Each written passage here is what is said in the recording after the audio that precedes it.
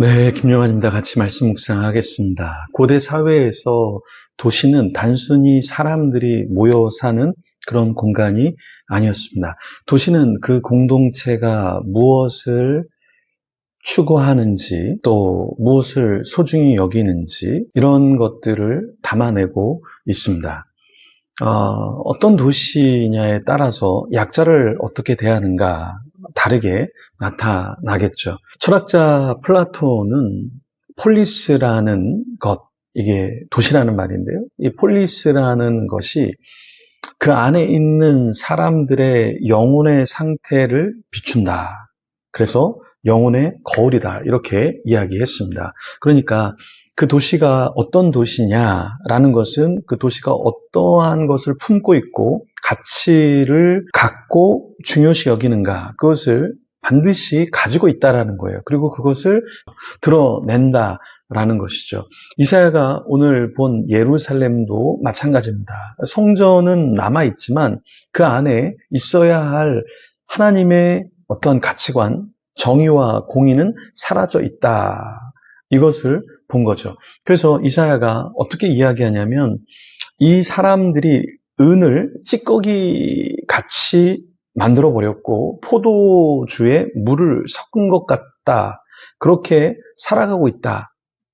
이렇게 표현을 했습니다. 그러니까 겉모습은 은인데, 은이라는 것은 굉장히 좋은 그러한 현물이죠. 그런데 이것이 더 이상 그 도시 안의 사람들에게는 존귀한 것, 소중한 것으로 여겨지지 않는다라는 거예요. 그 포도주도 굉장히 좋은 것인데 그 포도주를 가치 있게 생각하지 않고 거기에 물을 섞어버린 그 사람들, 그런 삶을 사는 사람들, 이렇게 이야기를 했습니다. 이 말은 무엇이냐면, 그 도시 안에 사는 사람들이 더 이상 어떠한 가치를 존중하고 지키는 것이 아니라 그런 것을 포기하고 살고 있다라는 거죠. 그래서 도덕적인 문제가 일어나고 있다. 그것을 이사야가 오늘 본문에서 비판하는 것이죠. 선지자적인 목소리를 내고 있다라는 것입니다. 그 당시에 어떤 제도가 있고 지도자가 있고 예배,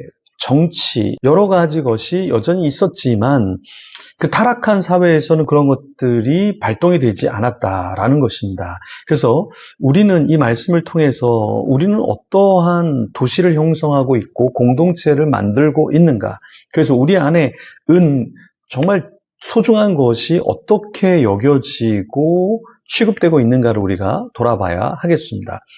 이사야 1장 21절부터 23절 말씀입니다. 신실하던 성읍이 어찌하여 창기가 되었는고, 정의가 거기에 충만하였고 공의가 그 가운데에 거하였더니 이제는 살인자들 뿐이로다. 내 은은 찌꺼기가 되었고 내 포도주에는 물이 섞였도다. 내 고관들은 패역하여 도둑과 짝하며 다 뇌물을 사랑하며 예물을 구하며 고아를 위하여 신원하지 아니하며 과부의 송사를 수리하지 아니하는도다.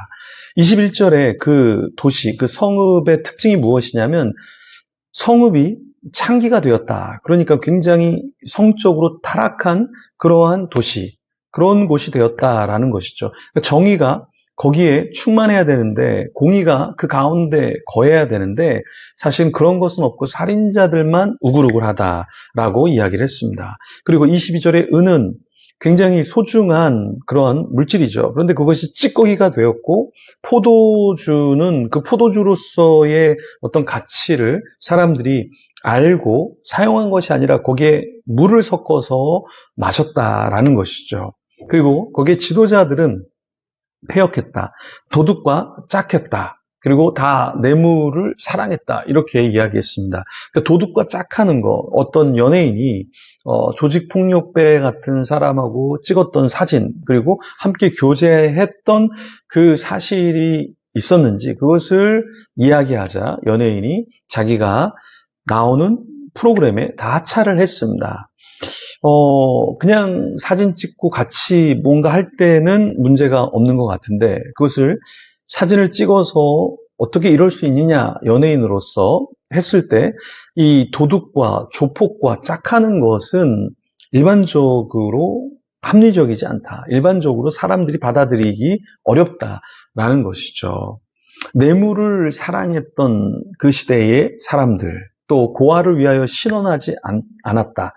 고아를 위하여 신원하지 않았다. 이 말은 무엇이냐면 약자를 돌보지 않았다라는 겁니다. 그래서 우리도 정말 하나님의 뜻을 알고 그 뜻을 실현하는 그런 공동체가 된다는 것을 우리 주위의 고아 같은 사람들을 우리가 케어하는 것이죠. 자, 여러분. 사실 이게 쉽진 않습니다. 왜냐하면 누군가를 케어한다, 누군가 손을 붙잡아 준다라는 것은 그 사람을 책임지는 거예요. 책임진다라는 것은 내 물질이 가야 되고 마음이 가야 되고 시간이 가야 되고 나의 에너지와 나의 헌신이 그쪽으로 넘어가야 된다라는 것이죠. 그래서 우리는 말로는 생각으로는 기도하겠습니다. 도와드리겠습니다. 하지만 실제로 돕지는 않죠.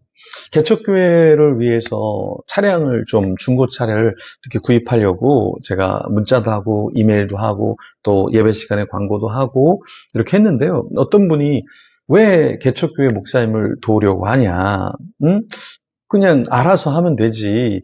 이런 이야기를 하셨는데요. 돕는 것이 잘못된 것이 아니라 돕지 않는 것이 사실 잘못된 것이죠. 오늘날의 시대는 사람들이 매정해요.